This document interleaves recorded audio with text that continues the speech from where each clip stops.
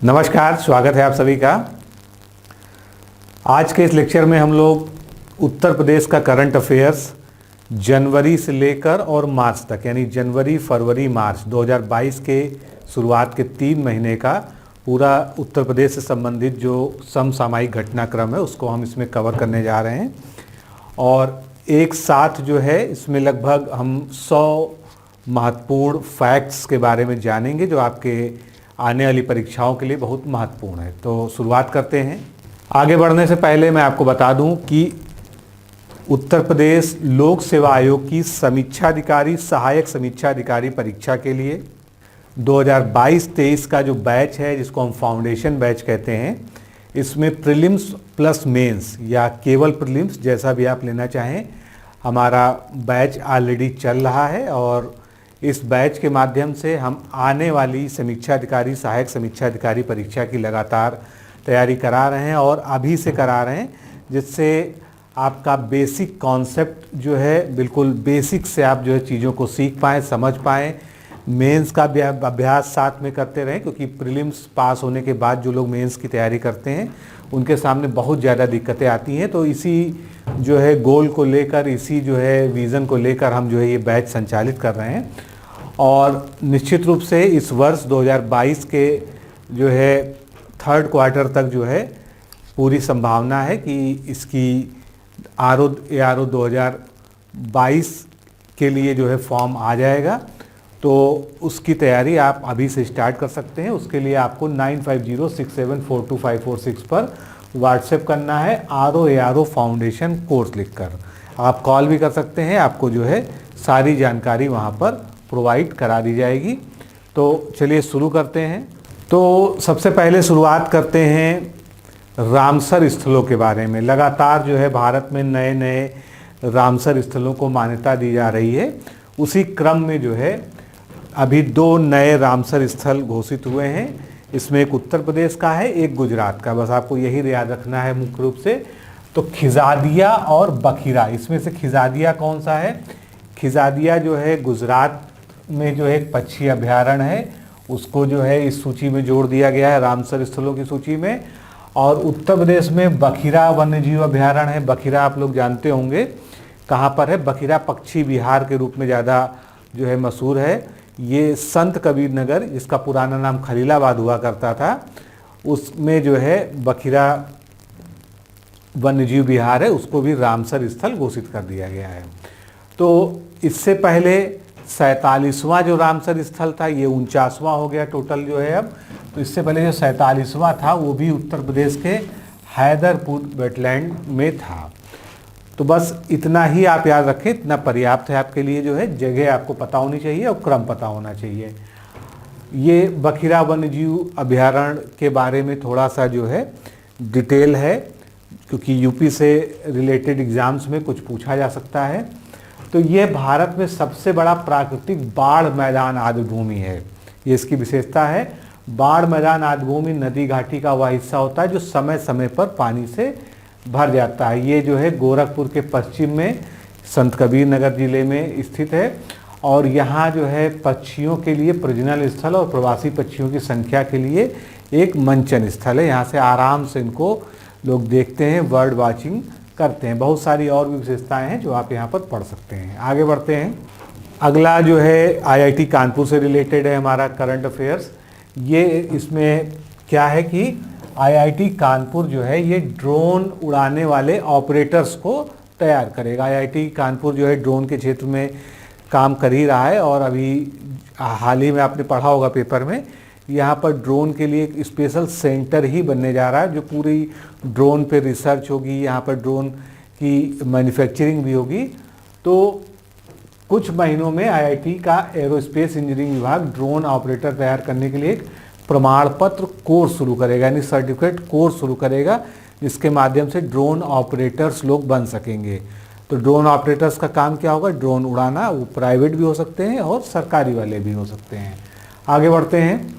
अटल ranking जो प्रतिवर्ष जारी होती है, इसमें टॉप 19 में अंबेडकर विश्वविद्यालय शामिल हुआ। अब जो है जो सबसे महत्वपूर्ण बात है आपके सामने वो क्या है कि ये जो अंबेडकर विश्वविद्यालय है ये कहाँ पर है?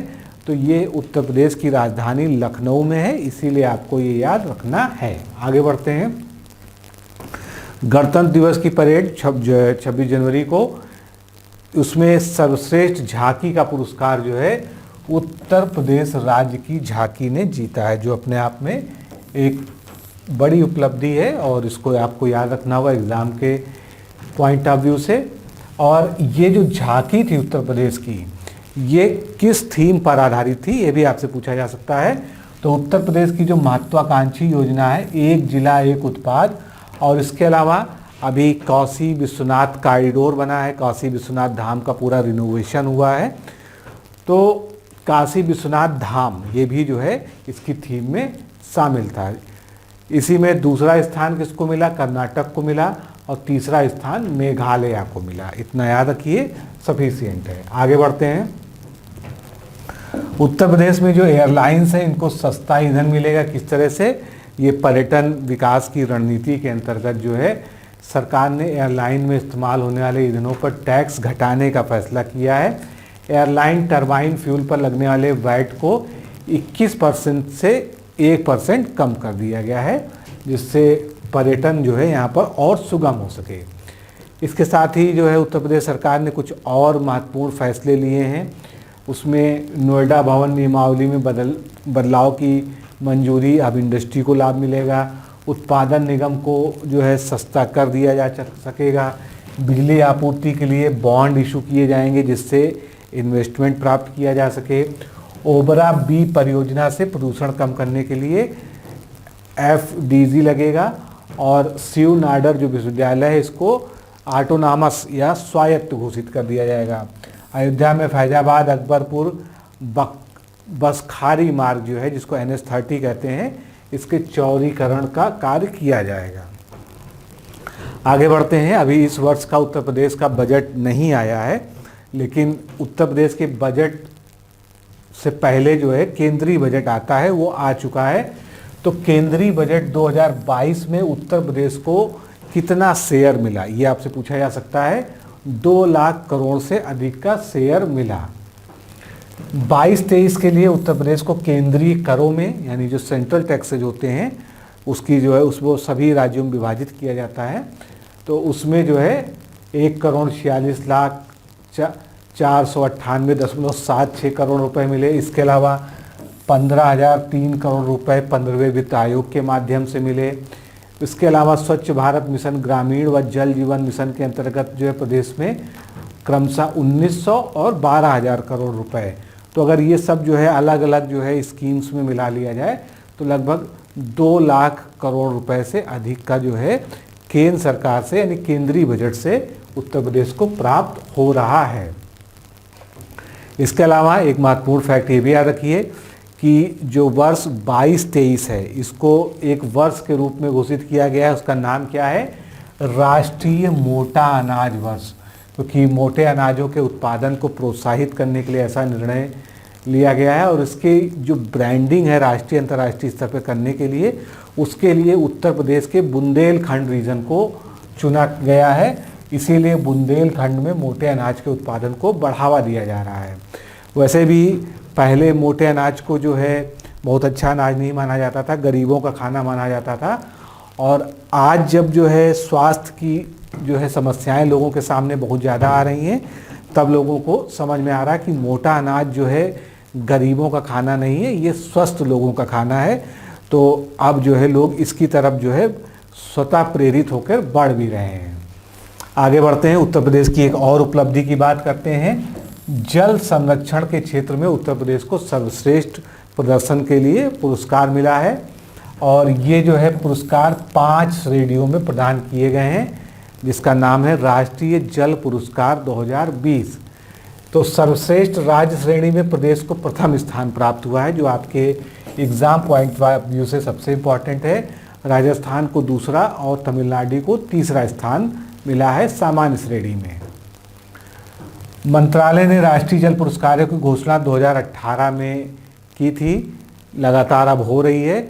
इससे क्या होगा, देश भर में राज्यों, जिलों, व्यक्तियों और संगठनों की ओर से किए गए अनुकरणीय कार्य किस क्षेत्र में, जल संरक्षण के क्षेत्र में उनको प्रोत्साहित किया जा रहा है। आगे बढ़ते हैं। उत्तर प्रदेश में पहली बार जो है एक रिकॉर्ड के तौर पर 19,000 किलोमीटर की सड़कें स्वीकृत हुई हैं और केंद्र सरकार के ग्रामीण विकास मंत्रालय के प्रधानमंत्री ग्राम सड़क योजना के अंतर्गत जो तीसरा चरण चल रहा है उसके लिए 2019 से 2024 तक उत्तर प्रदेश को 19,000 किलोमीटर सड़क बनाने का लक्ष्य दिया है। लेकिन लक्ष्य के सापेक्ष उत्तर प्रदेश के 2019-20 में कोई प्रस्ताव जो है स्वीकृत नहीं किए गए थे। तो अब जो है 21-22 तक 19,000 किलोमीटर की सड़कों की स्वीकृति मिल गई है और उसके लिए जो है लंबा चौड़ा जो है खर्च भी स्वीकृत कर दिया गया है। उत्तर प्रदेश सरकार ने एक और महत्वपूर्ण फैसला लिया है। सिंचाई के लिए जो बिजली उपलब्ध कराई जाती है किसानों को, उसकी दरें अब आधी कर दी गई हैं। इससे क्या होगा, प्रदेश के जो 13 लाख किसान हैं लगभग इनको लाभ मिलेगा और पावर कारपोरेशन पे 1,000 करोड़ रुपए का अतिरिक्त भार भी पड़ेगा। प्रदेश का पहला खेल विश्वविद्यालय कहाँ पर है, हम लोग जानते हैं कहाँ पर है, मेरठ में है। अब जो है इसका नामकरण भी हो चुका है मेजर ध्यानचंद खेल विश्वविद्यालय। और इसमें जो है नया क्या है, प्रधानमंत्री नरेंद्र मोदी द्वारा इसका शिलान्यास किया गया 2 जनवरी को और ये उत्तर प्रदेश का पहला जो है खेल विश्वविद्यालय है। बाकी कितने एकड़ में बना है, कितनी लागत है, ये सब जो है बहुत ज़्यादा पूछे जाने वाली चीज़ें नहीं हैं। आगे बढ़ते हैं। पर्यावरण की दिशा में जो है एक और अच्छा कदम लेते हुए प्रदेश के 7 शहरों में 75 इलेक्ट्रिक बसों का शुभारंभ किया गया है। और ये 7 शहर अभी तो बड़े शहर हैं सब, मेरठ, आगरा, मथुरा, वृंदावन, अलीगढ़, बरेली, शाहजहांपुर, मुरादाबाद में इनमें 75 इलेक्ट्रिक बसें जो है संचालित की जा रही हैं और 7 इलेक्ट्रिक बस डिपो की भी यहाँ पर शुरुआत की गई है। आगे बढ़ते हैं। कोरोना संकट में भी उत्तर प्रदेश से जो कालीन निर्यात है वो बढ़ा। तो ये तो एक इकोनॉमिक जो है न्यूज़ हो गई, लेकिन जो आपसे क्वेश्चन पूछा जा सकता है वो ये है कि उत्तर प्रदेश में जो है जो कालीन वाला क्लस्टर है वो कहाँ पर है। तो कालीन के लिए सबसे ज़्यादा फेमस क्या है, भदोही जिला है उत्तर प्रदेश का, जिसको हम लोग संत रविदास नगर के नाम से जानते हैं। तो विदेशों में भदोही, मिर्ज़ापुर और वाराणसी के कालीनों की बढ़ती मांग को देखते हुए इस वर्ष अक्टूबर में प्रदेश में अंतर्राष्ट्रीय व्यापार मेले का आयोजन किया जाएगा और 2021 में राज्य से 4,108.63 करोड़ रुपए का निर्यात कालीन उद्योग से हुआ था, जबकि 19-20 में यानी इससे पहले जो है उससे कम हुआ था और ये जो है लगातार अब बढ़ रहा है। आगे बढ़ते हैं। उत्तर प्रदेश में खिलाड़ियों को समूह ग में भर्ती के लिए आरक्षण का प्रतिशत तय कर दिया गया है। कितना आरक्षण मिलेगा, 2% का। और ये कैसा आरक्षण होगा, क्षैतिज आरक्षण होगा। समूह ख, ग और घ के पदों पर आउट ऑफ टर्न प्रमोशन भी दिया जा सकेगा। जो अच्छे खिलाड़ी होंगे, अच्छा प्रदर्शन करेंगे और सरकार खेलों में पदक पाने वालों को बीएसए बना सकती है, डिप्टी एसपी जैसे सीधे पदों पर सीधे नियुक्ति दे सकती है। उसके लिए किसी भी चयन परीक्षा या उसकी आवश्यकता नहीं होगी। अब कौन कौन से खेल हैं इसमें, ओलंपिक, विश्व cup, world championship, Asian games, एशियाई पैरा गेम्स, एशियाई चैंपियनशिप, दक्षिण एशियाई, कॉमनवेल्थ, युवा ओलंपिक। तो जितने भी ये बड़ी प्रतियोगिताएं हैं इनके खिलाड़ियों को जो है सीधे नियुक्ति दी जा सकेगी। अब पद भी यहाँ पर दिए हुए हैं कि ग्राम विकास में जो है विकास खंड अधिकारी के 4 पद इसके लिए आरक्षित कर दिए गए हैं। माध्यमिक और बेसिक शिक्षा में जिला बेसिक शिक्षा अधिकारी बनाया जा सकता है, सहायक जिला विद्यालय निरीक्षक बनाया जा सकता है। तो ये जो है खिलाड़ियों को प्रोत्साहन करने के लिए ये एक अच्छा प्रयास किया गया है। वॉलमार्ट व फ्लिपकार्ट ने उत्तर प्रदेश उत्तर प्रदेश राज्य के साथ MOU साइन किया है। किस क्षेत्र में है ये राज्य के निर्यात संवर्धन ब्यूरो के साथ जो है MOU किया गया है। यही आपको मुख्य रूप से याद करना होगा। इससे जो है क्या होगा, हमारे राज्य में जो है जो MSME हैं, जो सूक्ष्म लघु मझोले उद्योग हैं, उनको बढ़ावा मिलेगा वो ऑनलाइन रिटेल कर सकेंगे और बहुत सारी जो है और भी, क्योंकि ये सब जो है बड़ी ई कॉमर्स कंपनियां हैं, आप जानते हैं। प्रदेश का सबसे बड़ा फूड पार्क कहाँ बनने जा रहा है? पहले तो कौन सा ग्रुप बनाएगा इसको? लुलु ग्रुप द्वारा बनेगा ग्रेटर नोएडा के सेक्टर इकोटेक 10 में। ये 20 एकड़ में प्रदेश का सबसे बड़ा जो है फूड पार्क होगा और इस फूड पार्क के निर्माण में 500 करोड़ रुपए की लागत आएगी। तो जब इतना बड़ा फूड पार्क बनेगा तो बहुत लोग को रोजगार भी मिलेगा। 700 लोगों को डायरेक्ट और लगभग 1000 लोगों को इनडायरेक्ट जो है इसमें रोजगार मिलेगा। आगे बढ़ते हैं। उत्तर प्रदेश की पहली जॉय राइड ट्रेन, इसको हम सिंपल भाषा में समझें तो पर्यटन ट्रेन। आप लोगों ने टॉय ट्रेन देखी होंगी, तो उसी तरह की ये ट्रेन होती है और ये पर्यटन स्थलों पर रुकते रुकाते धीमी गति से चलती है, जिससे जो लोग जो है चल के चीज़ों को नहीं देख सकते हैं वो लोग जो है ट्रेन में बैठे बैठे जो है जितने भी पर्यटन स्थल हैं उनको आराम से घूम सकते हैं। तो ये कहाँ से कहाँ शुरू होने जा रही है?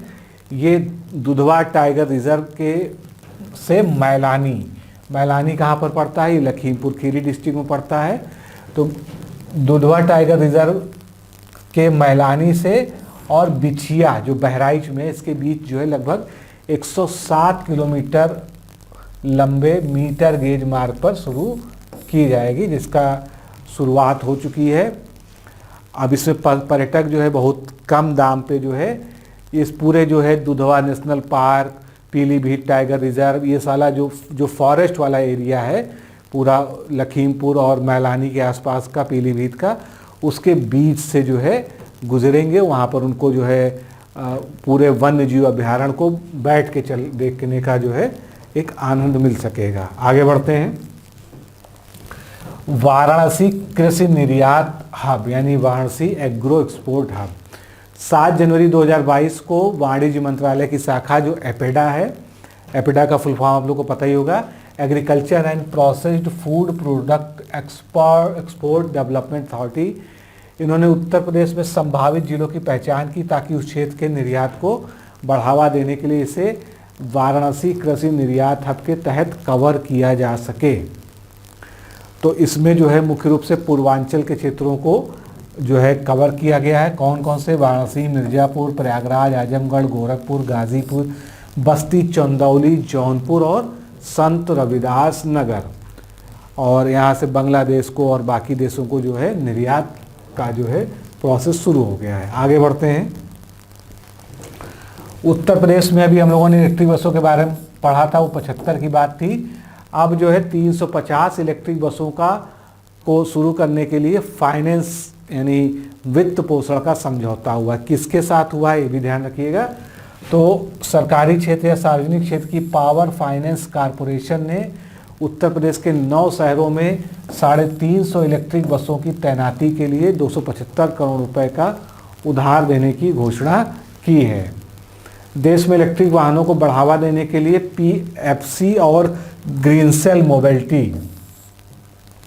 के बीच एक समझौते पर हस्ताक्षर किए गए। इन बसों को आगरा, मेरठ, अलीगढ़, बरेली, गाजियाबाद, मथुरा सहित उत्तर प्रदेश के 9 प्रमुख शहरों में चलाया जाएगा या तैनात किया जाएगा। आगे बढ़ते हैं। उत्तर प्रदेश में जो है फॉरेंसिक यूनिवर्सिटी जो है लखनऊ में खुली रही है, उसका शिलान्यास हो चुका है। तो फॉरेंसिक में योगदान करने के लिए उत्तर प्रदेश पुलिस को भी पुरस्कृत किया गया है। कहाँ पर? ये inter operable criminal justice system के तहत फॉरेंसिक के क्षेत्र में उत्तर प्रदेश पुलिस को बेहतर कार्य करने के लिए पुरस्कृत किया गया है, जिसके चलते गृह मंत्रालय की ओर से दिल्ली में आयोजित कार्यक्रम में उत्तर प्रदेश पुलिस को द्वितीय पुरस्कार प्रदान किया गया है। एक सॉफ्टवेयर है, इसका नाम है टीच सॉफ्टवेयर। ये किसने विकसित किया है? तो सबसे महत्वपूर्ण प्रश्न पहला यही है, इसको विकसित किया है आईआईटी कानपुर ने। अब ये स्कूल कॉलेजों में जो है जो ऑनलाइन एजुकेशन को बढ़ावा देने के लिए यानी वर्चुअल टीचिंग सिस्टम का ये प्रबंधन करेगा। इसके माध्यम से छात्र होमवर्क सहित अन्य कार्यों का जितना भी डेटा भेजेंगे, शिक्षक उसे सॉफ्टवेयर के जरिए एक प्लेटफॉर्म पे लाके उसका तुरंत मूल्यांकन भी कर पाएंगे। तो ऑनलाइन टीचिंग को और इससे ईजी बनाया जा सकता है और इस सॉफ्टवेयर में मेमोरी फुल होने की भी कोई चिंता नहीं होगी तथा शिक्षक छात्र संवाद जो है इनक्रिप्टेड होगा, यानी पूरी तरह से सुरक्षित होगा। स्वच्छ स्कूल के पंजीयन में उत्तर प्रदेश टॉपर बना। कैसे? राष्ट्रीय और राज्य स्तर पर यूनिसेफ और डिटॉल इंडिया की तरफ से स्कूलों की स्वच्छता प्रतियोगिता कराई जा रही है, जिसमें स्वच्छता मानकों पर खरा उतरने वाले स्कूलों को राष्ट्रीय स्तर पर सम्मानित किया जाएगा। वाराणसी में अब तक जो है बहुत सारे स्कूलों ने फॉर्म भरा था, इससे 368 का आवेदन भी पूरा कर लिया जाएगा। तो इस तरह से 88.92% आवेदन के साथ वाराणसी प्रदेश में टॉप पर है। आगे बढ़ते हैं। कुकरैल का संरक्षण जो है उपग्रह के चित्रों पर यानी सैटेलाइट इमेजेस के आधार पर होगा। तो जरूरी नहीं कि ये चीज़ें सीधी आपसे पूछ ली जाए, आपसे सीधा सीधा पूछा जा सकता है कि कुकरैल जो है, जो संरक्षित एरिया है, ये कहाँ पर है। तो ये प्रदेश की राजधानी लखनऊ में है और कुकरैल एक नाला भी है, कुकरैल एक नदी का नाम भी है और कुकरैल लखनऊ का एक जो है फेमस जो है पर्यटन स्थल भी है, पिकनिक स्पॉट इसको कहते हैं। तो सैटेलाइट की मदद से जो है कुकरैल नाले समेत प्रदेश की 15 छोटी नदियों का संरक्षण व संवर्धन किया जाएगा, क्योंकि ये जो है, ये जो नाला है वो एक नदी का भाग है और बिल्कुल विलुप्त जैसा दिखता है। तो इसके लिए बाबा साहब भीमराव अंबेडकर केंद्रीय विश्वविद्यालय जो कि लखनऊ में है, अब IIT कानपुर के सहयोग से काम करेगा, जिससे कुकरैल में भारत के जो यहाँ पर मगरमच्छों का विशेष रूप से संरक्षण किया जाता है, तो उनकी जो लुप्तप्राय प्रजातियों का संरक्षित किया जाता है और ये लखनऊ के फेमस पिकनिक स्पॉट्स में से एक है। आगे बढ़ते हैं। अब ये 15 नदियां हैं जिनका संरक्षण होगा। ये छोटी छोटी नदियां हैं, हो सकता है इसमें आपने बहुत से के नाम भी ना सुना हो, जैसे शाहजहांपुर की भैंसी नदी, लखनऊ का कुकरैल नाला, बलरामपुर की भंभारा नदी, सिद्धार्थनगर की बुद्धि राप्ती नदी, बाराबंकी लखनऊ की रेठ नदी, हरदोई उन्नाव लखनऊ की बहता नदी। तो ये सब बहुत छोटी छोटी नदियां हैं जो बड़ी बड़ी सहायक नदियों में मिल जाती हैं और बहुत स्थानीय स्तर पर गुजरती हैं, इसलिए ज़रूरी नहीं है कि सभी को इसका नाम पता हो। आगे बढ़ते हैं। मेरठ एक्सप्रेस वे पर मिलेगी एयर एम्बुलेंस की सुविधा। तो जो मेरठ एक्सप्रेस वे है उस पर आप एयर एम्बुलेंस समझ ही रहे हैं आप जो है। तो इसमें क्या होगा, यहाँ पर हेलीकॉप्टर की मदद से जो है किसी को एयरलिफ्ट करके तुरंत जो है उसको सहायता पहुँचाई जा सकेगी मेडिकल इमरजेंसी में। और ऐसा ये पहला एक्सप्रेसवे होगा जहाँ पर इस तरह की सुविधा होगी, यानी कि एयर एम्बुलेंस की सुविधा होगी। तो ये सबसे ज़रूरी है। उसके अलावा जो है एक्सप्रेसवे के किनारे पेट्रोल और CNG पंप के साथ इलेक्ट्रिक व्हील चार्जिंग स्टेशन भी बनकर तैयार हो जाएंगे। तो ये सब जो है चीज़ें उतना महत्वपूर्ण नहीं हैं। आगे बढ़ते हैं। FTA से उत्तर प्रदेश को फ़ायदा मिलेगा। FTA क्या होता है? फ्री ट्रेड एग्रीमेंट, जिसको हम लोग हिंदी में मुक्त व्यापार समझौता कहते हैं। तो दो देशों भारत और UAE के बीच में अभी हाल ही में FTA हुआ है और उस FTA का लाभ उत्तर प्रदेश को भी मिलेगा। ये जो है इसमें सबसे महत्वपूर्ण है। उत्तर वाणिज्य मंत्रालय के अनुसार जो है उत्तर प्रदेश का जो टेक्सटाइल उद्योग है उसको $2 अरब का अतिरिक्त ऑर्डर अगले 5 वर्षों में मिलेगा। इसके अलावा इलेक्ट्रॉनिक मैन्युफैक्चरिंग के क्षेत्र में उत्तर प्रदेश के नोएडा शहर को लाभ प्राप्त होगा। स्मार्ट कार्ड जैसे होते हैं उसी की तर्ज पर ई-पासपोर्ट भी अब बनेंगे। इसमें जो है IIT कानपुर की जो है महत्वपूर्ण भूमिका है और IIT कानपुर सरकार की महत्वाकांक्षी ई-पासपोर्ट सेवा में सहयोग कर रहा है। राष्ट्रीय सूचना विज्ञान केंद्र के साथ मिलकर IIT के विज्ञानियों ने ई-पासपोर्ट जारी करने के लिए एक बुनियादी ढांचा तैयार किया है। आगे बढ़ते हैं। अभी BHU में यानी IIT BHU में एक प्रतियोगिता स्टार्टअप फंडिंग से रिलेटेड शुरू की गई थी, उसका नाम है हाल्ट प्राइज़ 2022। अब इसमें डिटेल बहुत सारा है, पर आपको ध्यान ये रखना है कि ये जो हाल्ट प्राइज़ 2022 प्रतियोगिता है ये किससे संबंधित है? ये स्टार्टअप फंडिंग संबंधित है। कहाँ पर आयोजित हुई? वाराणसी में IIT BHU में हुई। आगे बढ़ते हैं। राष्ट्रीय राजमार्ग निर्माण में महाराष्ट्र पहले नंबर पे है पूरे देश में, और दूसरे नंबर पे कौन सा है? उत्तर प्रदेश। तो पहला और दूसरा दोनों याद रखिएगा। और ये जो है राजमार्गों को तेज़ी से बनाने में जो है, जो उनकी माप के आधार पर, उनकी लंबाई के आधार पर ये रेटिंग जारी की गई है। उत्तर प्रदेश में 2944 किलोमीटर राजमार्ग बनाए जा चुके हैं। हालांकि यहाँ पर जो है 97 राजमार्ग परियोजनाएं सैंक्शन है, जिसके लिए अच्छा खासा अमाउंट जो है सैंक्शन हुआ है। अभ्युदय कोचिंग आप जानते हैं, सरकार की तरफ से जो है अभ्युदय कोचिंग की पहल की गई थी। सबसे पहले ये हुआ कि इसको मंडल स्तर पर संचालित किया जाएगा। अब सरकार ने निर्णय लिया है कि सभी जिलों में, उत्तर प्रदेश के 75 जनपदों में अभ्युदय कोचिंग जो है शुरू की जाएगी। आगे बढ़ते हैं। प्रदेश का सबसे ऊंचा हाइड्रो इलेक्ट्रिक प्लेटफॉर्म कहाँ पर है? बस इतना आपको याद रखना है, नोएडा में है। और ये ऊंची इमारतों की में अगर आग लगती है उसको बुझाने के लिए ये बनाया गया है। तो प्रदेश का सबसे ऊंचा अगर पूछा जाएगा 72 मीटर ऊंचा हाइड्रो इलेक्ट्रिक प्लेटफॉर्म जो है ये नोएडा में स्थापित हो रहा है। मैनपुरी में जो सैनिक स्कूल है उसका नाम अभी हाल ही में बदला गया है, और वो जो है शहीद जनरल बिपिन रावत के नाम पर कर दिया गया है, उनको एक तरह से श्रद्धांजलि देने के लिए। तो बिपिन रावत जी क्या थे? सबसे पहले देश के जो है चीफ ऑफ डिफेंस स्टाफ यानी CDS थे, जिनकी अभी 2021 में ही दिसंबर में एक हादसे में, जो हेलीकॉप्टर हादसा हुआ था, उसमें डेथ हुई थी। आगे बढ़ते हैं। निपुण भारत मॉनिटरिंग सेंटर। तो सबसे पहले आपको पता होना चाहिए निपुण भारत क्या है। नई शिक्षा नीति 2020 में प्राथमिक शिक्षा को बढ़ावा देने के लिए, उसको समावेशी बनाने के लिए जो अभियान या जो योजना शुरू की गई है उसका नाम है निपुण भारत अभियान। अब इसका एक मॉनिटरिंग सेंटर बनाया जा रहा है जहाँ से निपुण भारत अभियान पर पूरी निगरानी की जाएगी। तो प्रश्न आपसे क्या पूछा जाएगा? कहाँ पर है ये? तो ये जो है बनाया जा रहा है गोरखपुर में, जिसका भी हाल ही में मुख्यमंत्री के द्वारा उद्घाटन किया गया है। बस आपको सबसे महत्वपूर्ण जो है ये याद रखना है। आगे बढ़ते हैं। माँ शाकुंभरी विश्वविद्यालय। तो नाम से ही आप लोगों ने शाकंभरी देवी माता का मेला के बारे में पढ़ा होगा जीके में।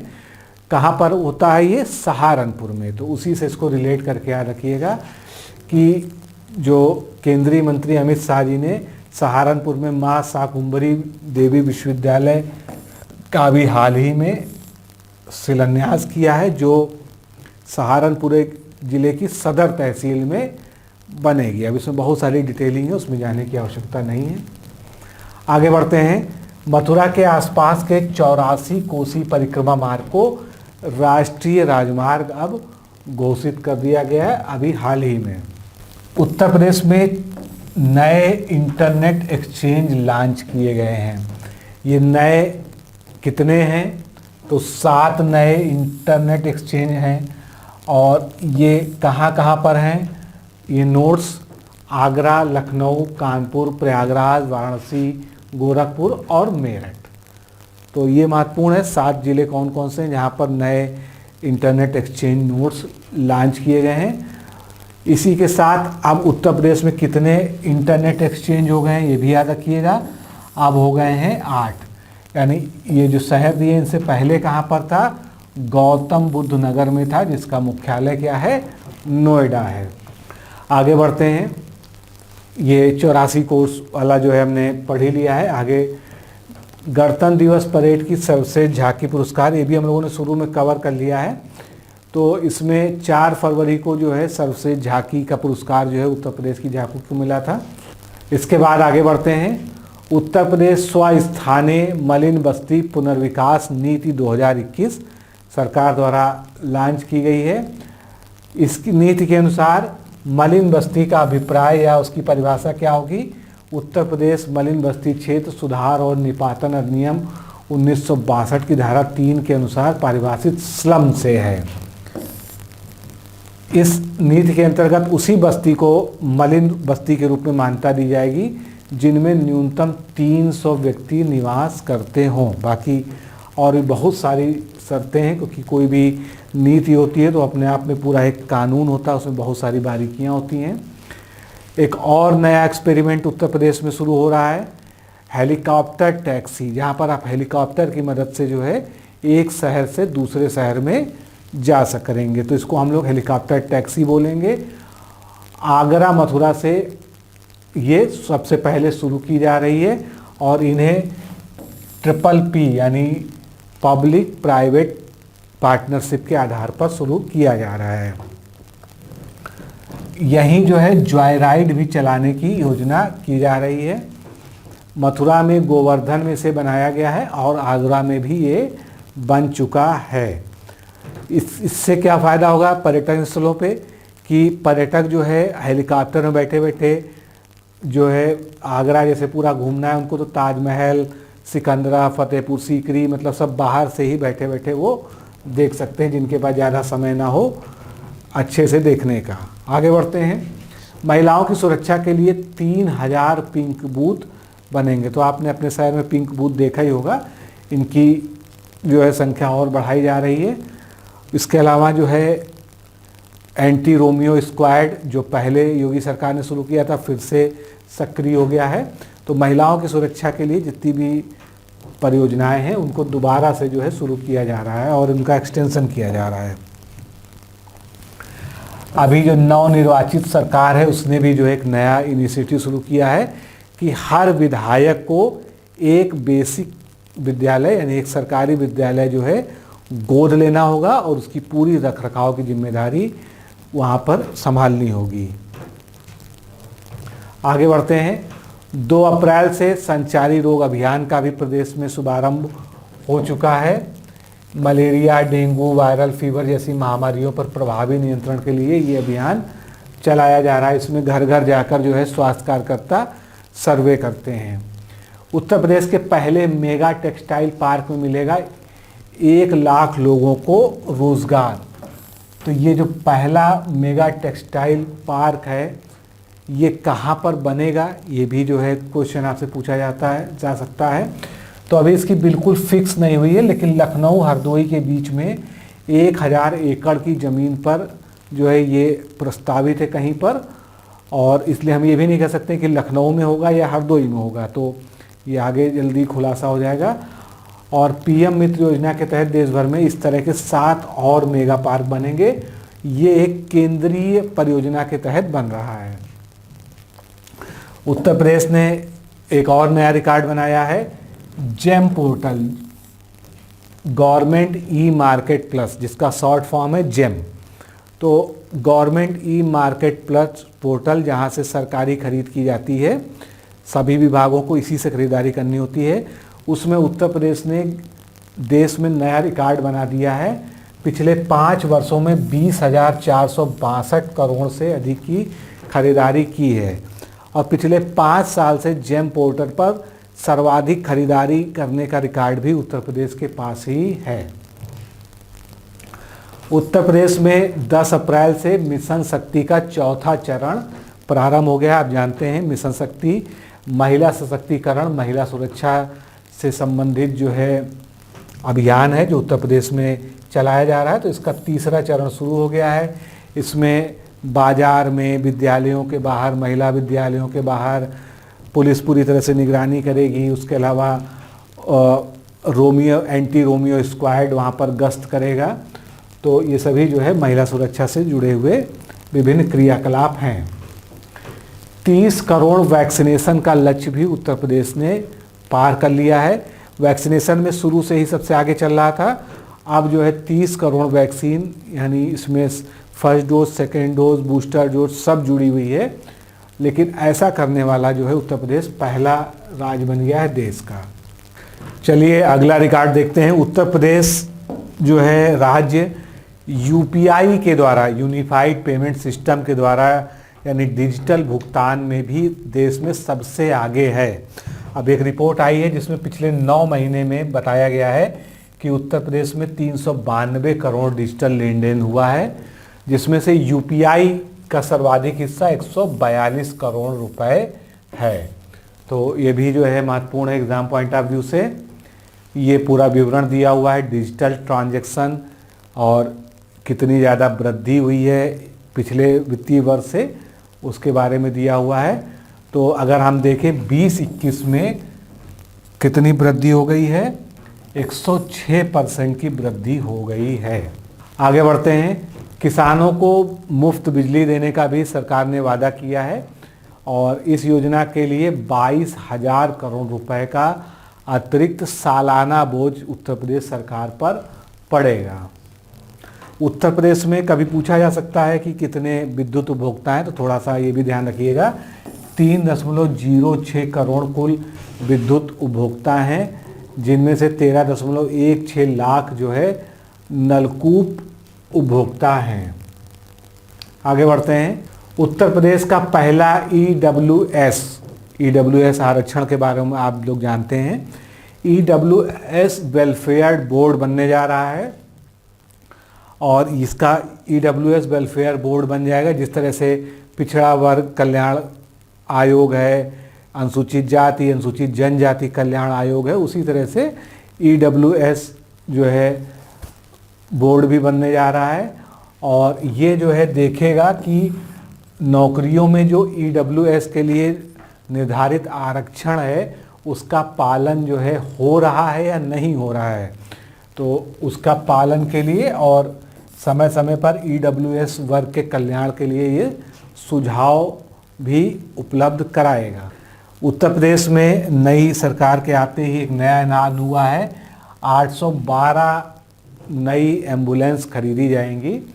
उत्तर प्रदेश में 108 नाम से जो है एम्बुलेंस पहले से संचालित हो रही हैं, तो उनमें से पुरानी वाली को हटाकर अब 812 नई एम्बुलेंस होंगी और इन एम्बुलेंस का जो रिस्पांस टाइम बताया जाता है वो 15 मिनट का है, यानी आपके फ़ोन करने के 15 मिनट में ये आपके पास पहुंचनी चाहिए, अधिकतम 15 मिनट में, पहले भी आ सकती है।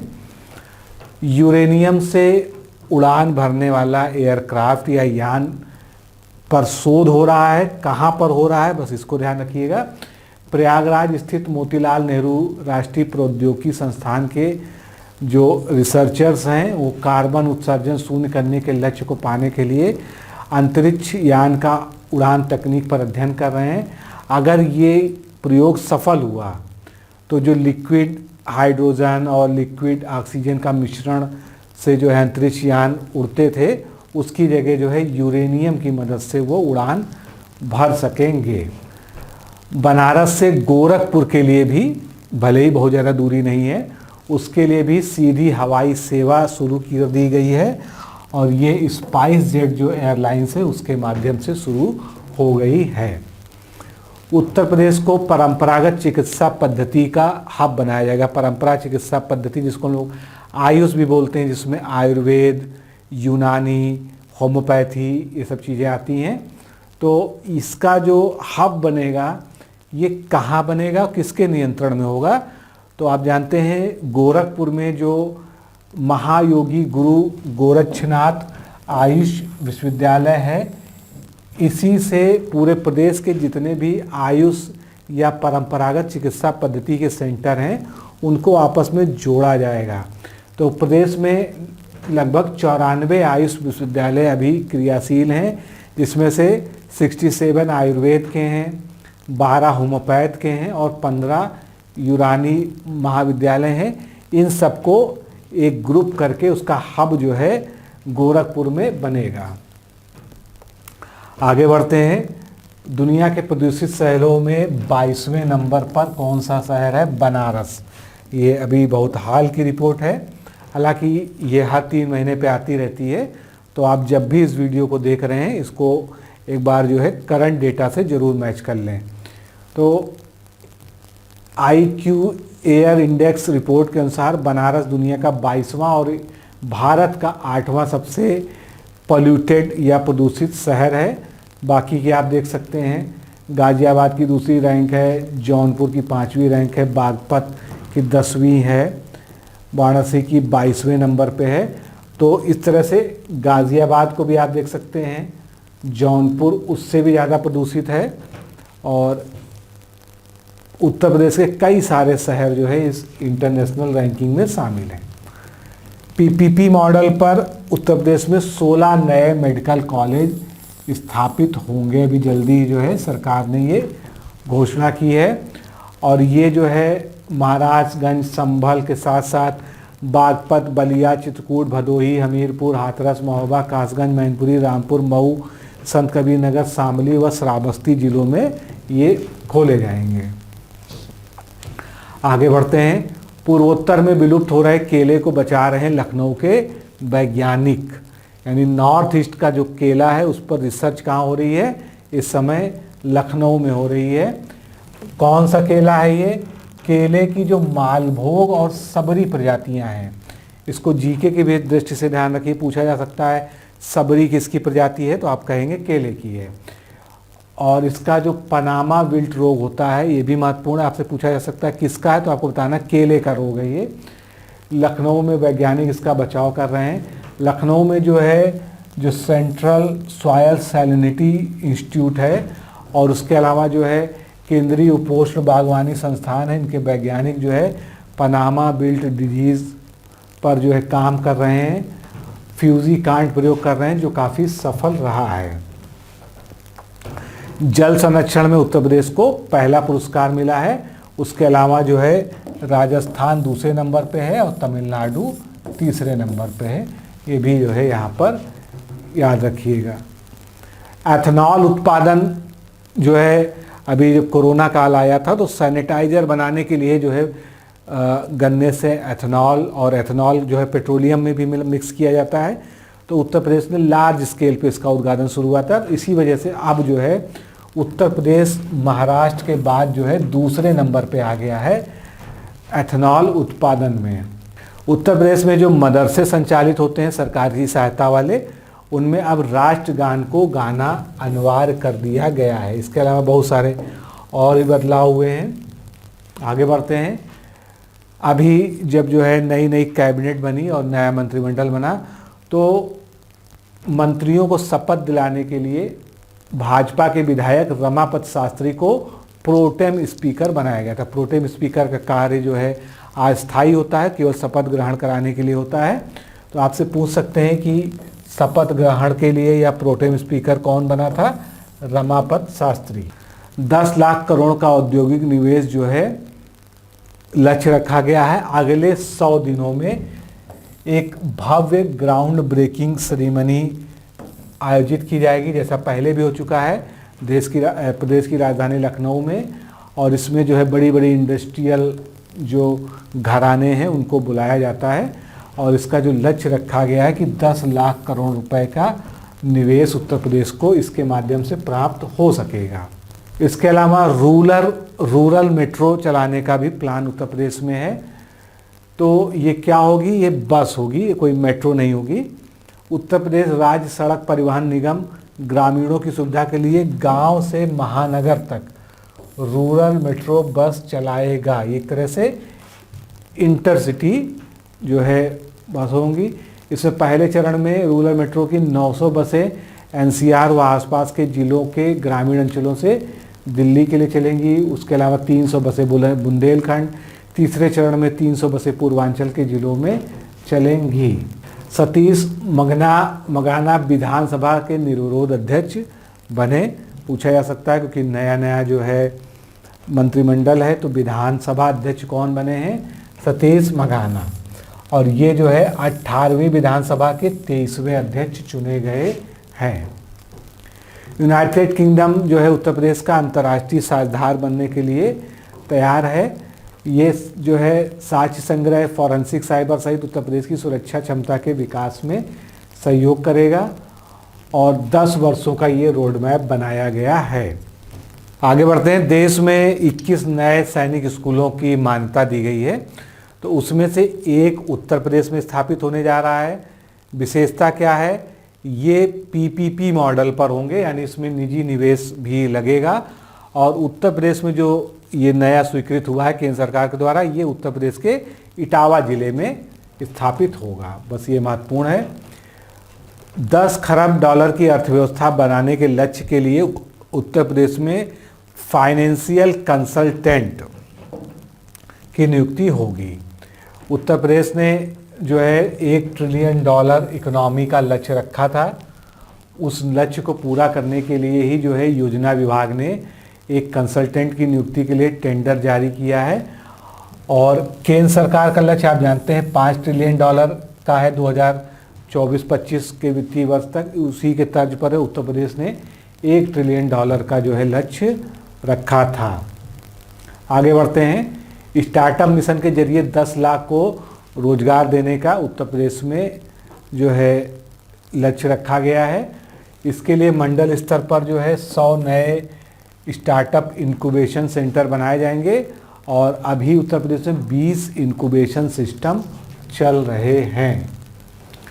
सेंटर ऑफ एक्सीलेंस के रूप में अटल आवासीय विद्यालयों को बनाया जाएगा।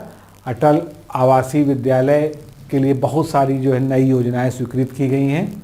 उत्पादों के निर्यात में अभी 31% की वृद्धि देखी गई। तो उत्तर प्रदेश के विगत वर्ष की तुलना में इस वर्ष विभिन्न उत्पादों के निर्यात में 31% की वृद्धि हुई है। 1,25,000 करोड़ रुपए के उत्पादों के निर्यात के साथ उत्तर प्रदेश देश के 5 शीर्ष राज्यों में शामिल है निर्यात के मामले में। वहीं लैंड लॉक स्टेट की श्रेणी में उत्तर प्रदेश पहले नंबर पे है निर्यात के मामले में, क्योंकि उत्तर प्रदेश की जो कंडीशन है इसके साथ जो है कोई सी तो जुड़ा नहीं हुआ है जहाँ से निर्यात और सुगमता से हो जाए, तो इस श्रेणी में ये पहले नंबर पे है। आगे बढ़ते हैं।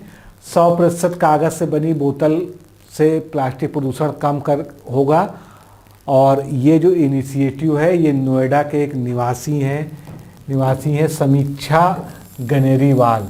इन्होंने हैदराबाद में MBA की पढ़ाई की है। प्रोजेक्ट के तौर पर ये जो है कागज़ से बनी बोतलों का निर्माण करने में लगी हुई हैं। अगर ये सफल हो जाता है, ये शुरू हो जाता है तो 9 महीने तक जो है कागज़ की बोतल का इस्तेमाल किया जा सकेगा। तो प्लास्टिक से मुक्ति की दिशा में एक बड़ा प्रयास है। उत्तर प्रदेश में गेहूं की खरीद का सत्र चालू हो चुका है। तो आपसे पूछा जा सकता है कितना लक्ष्य रखा गया है। 60 लाख टन गेहूं खरीद का लक्ष्य रखा गया है। उत्तर प्रदेश का बजट जो इस साल आएगा उसके लिए अभी से जो है लक्ष्य रखा गया है कि ये बजट जो है 6.5 लाख करोड़ रुपए का होगा, जो कि पिछली बार से भी ज़्यादा का होगा। जो मुफ्त राशन वाली योजना चल रही थी प्रदेश में उसको फिलहाल जून तक जो है बढ़ा दिया गया है, जून 2022 तक। आगे बढ़ते हैं।